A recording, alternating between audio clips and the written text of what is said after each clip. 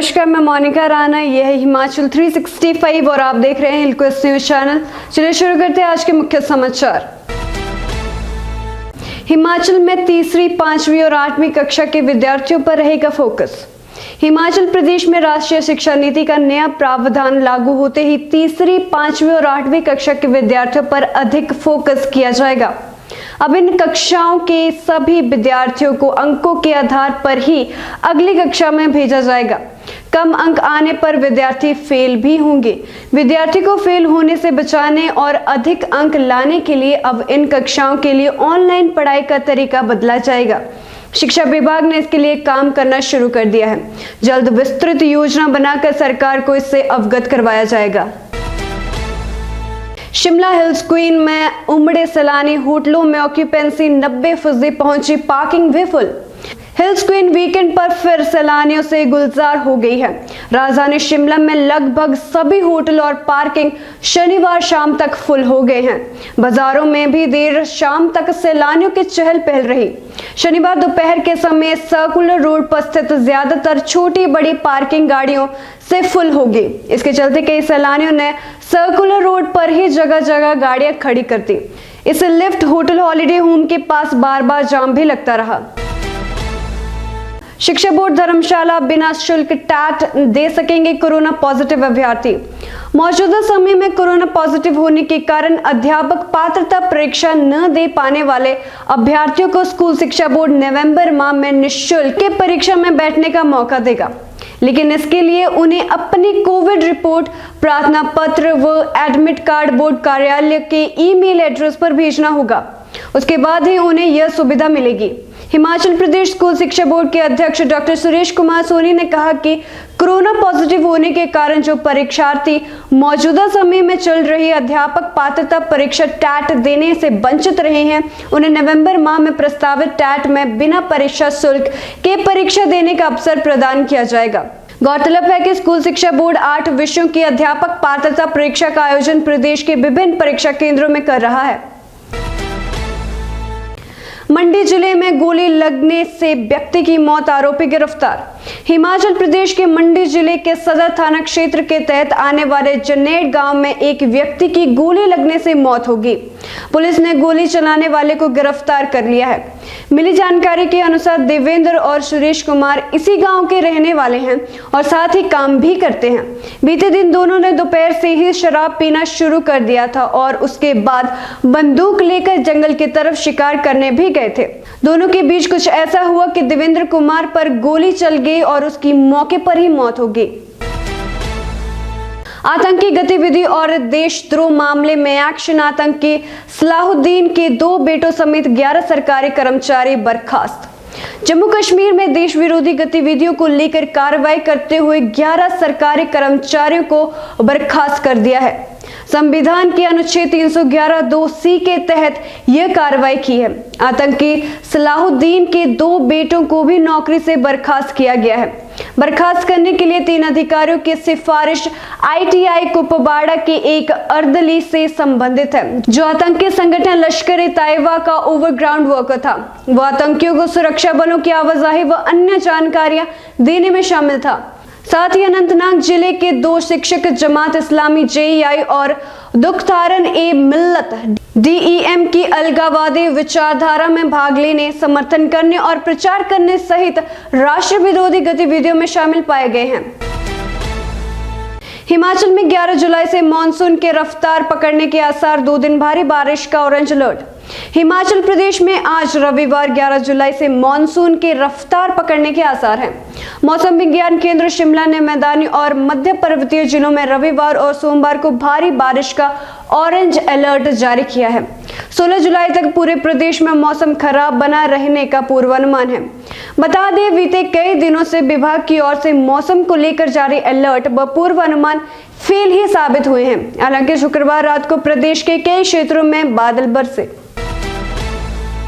मुख्यमंत्री योगी आदित्यनाथ की press conference, बोले भाजपा ने 635 क्षेत्र पंचायत अध्यक्ष के पदों पर जीत दर्ज की। यूपी के मुख्यमंत्री योगी आदित्यनाथ क्षेत्र पंचायत अध्यक्ष पद के चुनाव नतीजे घोषित होने के दौरान भाजपा प्रदेश मुख्यालय में प्रेस कॉन्फ्रेंस की। उन्होंने कहा कि इन पंचायत चुनाव में जनता ने भाजपा के प्रति रुझान दिया है। ये प्रधानमंत्री नरेंद्र मोदी के मार्गदर्शन से ही संभव हुआ है। उन्होंने कहा कि पंचायत चुनाव में भाजपा की जीत सरकार के कार्यों पर मुहर है। उन्होंने कहा कि प्रधानमंत्री नरेंद्र मोदी के मार्गदर्शन में उनकी प्रेरणा से सबका साथ सबका विकास के मंत्र को आधार बनाकर सरकार ने गांव, गरीब सहित प्रत्येक तबके के लिए योजना बनाकर सभी तक योजनाओं को पहुंचाया गया है। यही कारण है कि त्रिस्तरीय चुनाव में भाजपा को भारी जीत मिली है।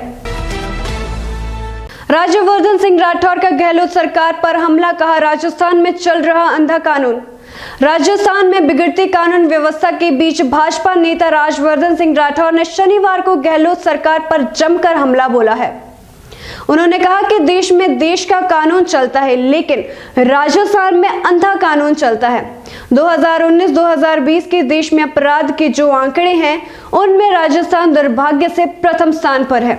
उन्होंने कहा कि राजस्थान की सरकार का एक ही लक्ष्य है, सत्ता में बने रहना। इसकी वजह से ही उन्होंने सबको खुली छूट दे रखी है। इसी कारण राज्य के हालात इतने खराब हैं। वर्ष 2020 तक महिलाओं से जो अत्याचार हुए हैं, उन मामलों में करीब 50% की वृद्धि हुई है।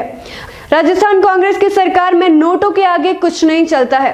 राज्य में पीड़ित, शोषित और वंचितों की कोई नहीं सुनता है। फिलहाल के लिए बस इतना ही। मैं मोनिका राणा आपसे विदा लेती हूँ। देखते रहिए हिलक्विस्ट न्यूज़ चैनल। धन्यवाद।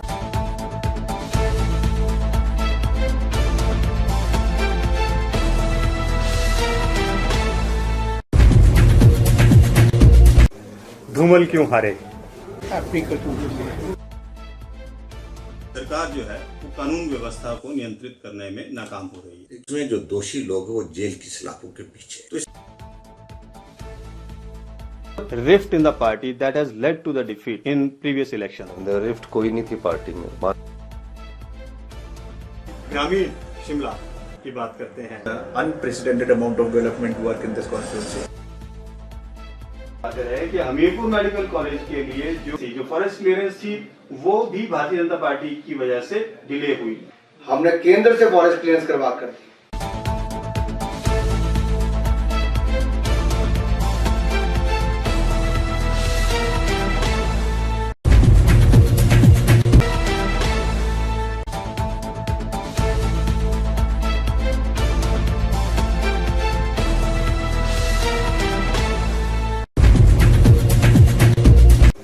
धूमल क्यों हारे?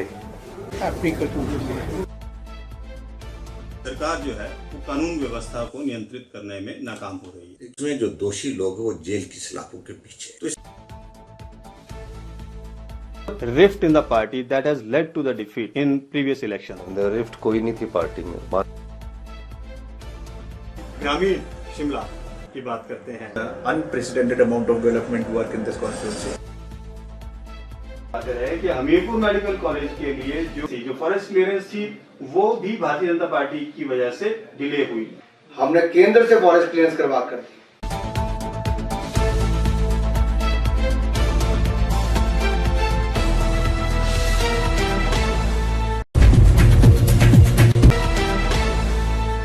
हेलो हिमाचल। हिमाचल 365 टीवी सूचना, समाचार, मनोरंजन, एजुकेशन और भी बहुत कुछ लेकर आ रहा है। This is Himachal 365 TV and you're watching Hillquist News. I'm Garima. मेरा नाम है आशीष।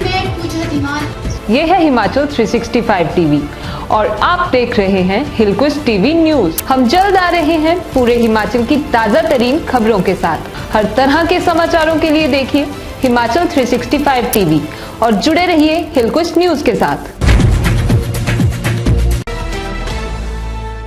हेलो हिमाचल। हिमाचल 365 टीवी सूचना, समाचार, मनोरंजन, एजुकेशन और भी बहुत कुछ लेकर आ रहा है। This is Himachal 365 TV and you're watching Hillquist News. I'm Garima. मेरा नाम है आशीष। ये है हिमाचल 365 टीवी और आप देख रहे हैं हिलक्विस्ट टीवी न्यूज। हम जल्द आ रहे हैं पूरे हिमाचल की ताजा तरीन खबरों के साथ। हर तरह के समाचारों के लिए देखिए हिमाचल 365 टीवी और जुड़े रहिए हिलक्विस्ट न्यूज के साथ।